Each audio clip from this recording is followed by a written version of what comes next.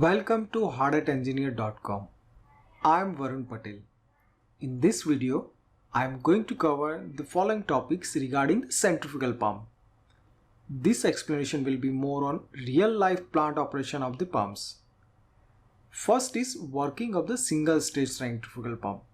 Second is working of the multi-stage centrifugal pump. Third is the factor that affects the working of the pump. So, watch the video to get the complete understanding of these topics. And don't forget to subscribe because that way you will get notification of my new future videos. You can subscribe right now by just clicking the subscribe button on the right hand side of the screen. Let's start with video. The centrifugal pumps are one of the most critical components of the process plant. It is used in all facilities such as refinery, oil production platforms, petrochemical plant, power plant and like. These pumps are also used in other industrial applications such as agriculture, food processing and residential building as well to supply the water. In the process plant, a centrifugal pump is used to transport the fluid from one equipment to another. Pumps are also used to transport liquid at long distance through cross-country pipelines. It is also used to achieve the desired pressure of certain high-pressure process application such as boiler feed water pump. Before knowing working, you should know what is the centrifugal pump itself. The image on this slide shows a typical centrifugal pump. In any process plant, all the equipment can be classified into two categories. First is a rotary and second is the static.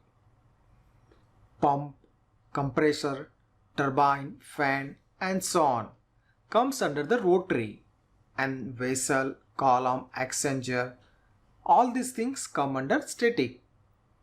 So first let's see the definition of the pump. Centrifugal pump is a piece of rotary equipment that convert kinetic energy into the pressure head of the liquid. This is the one way to define centrifugal pump. There are many more, but for us this is enough. In a simple language, you can say that it is a machine used to transport fluid from one place to another. Let's move to next topic, that is working of the single stage centrifugal pump. External power from the electric motor or diesel generator or even turbine used as a driver to provide kinetic energy to the pump impeller.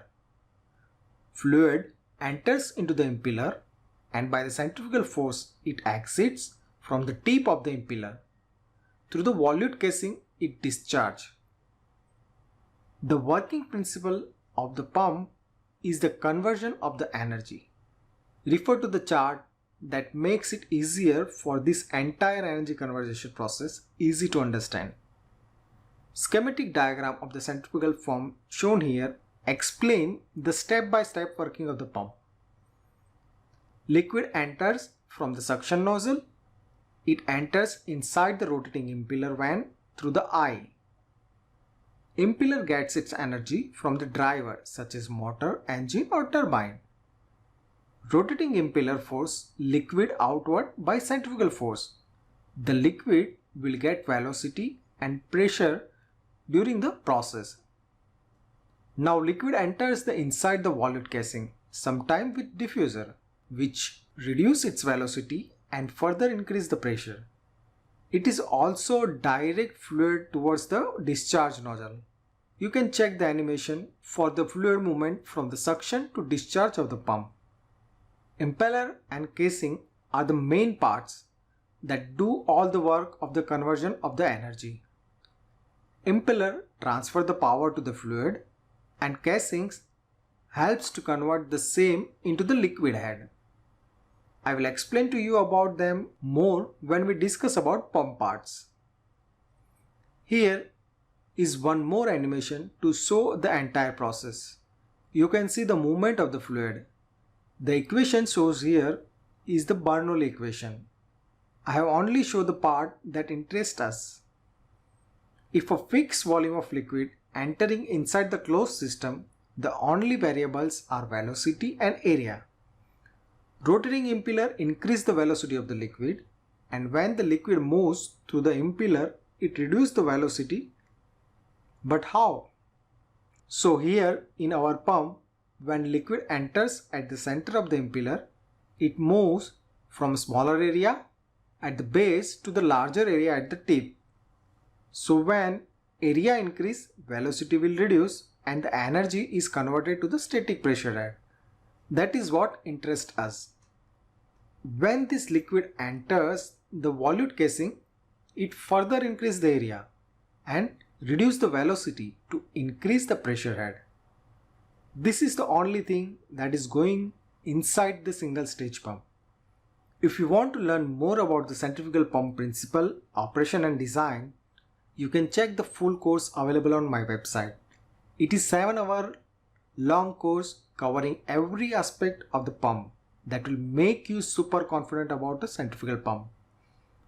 Let's move to working on the multi-stage pump. Here is the API 610 between bearing multi-stage pump. You can see that multiple impellers are installed on a single shaft. What you learn about working of a single stage pump, the same thing is going to happen multiple times. Each stage will increase the pressure.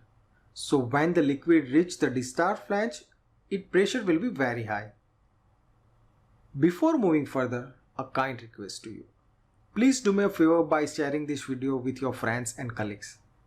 Now let's look into the factor that impacts pump working. The first factor is suction pressure. If the pressure at suction is less than required, it may lead to cavitation. Cavitation will severely impact the pump performance and can damage the impeller permanently. You need to know this in more detail. I will make a full video on this, so keep checking my channel or subscribe to get notification. The second factor is flow at suction. A constant flow of fluid is required at pump suction. Otherwise, it will not operate at the design condition. If a flow reduces at the suction, discharge flow will get reduced accordingly. If there is no flow at suction, it will seriously damage pump internals. You cannot dry run this type of pump. Furthermore, you have to prime the pump before you start if it is emptied after the last use. Priming means removing all air from the pump. The third factor is the viscosity of the fluid. Centrifugal pumps are an excellent choice for a clean and low viscous fluid. Usually, liquid with less than 500 centistock is the right choice. However, you can design a pump to have more viscous fluid, but that will be more power hungry and inefficient. The fourth factor is the vapor pressure of the fluid. Process fluid with very low vapor pressure is not suitable as it may lead to cavitation. If you are working with such liquid, make sure you have enough pressure in your system all the time. The fifth and last factor is density of the fluid. Liquid with high density will not work with the centrifugal pump. A higher the density, more the work has to be done by the pump to push the liquid. Again, this will create less than ideal situation for the operation and maintenance due to the increased power and maintenance requirement. That's it for this video. Don't forget to check the full course on my website, and please do like and share this video with your friends and colleagues because this will help me to get higher rank. If you have not yet subscribed to my channel, please do that so that you will get notification of the new video.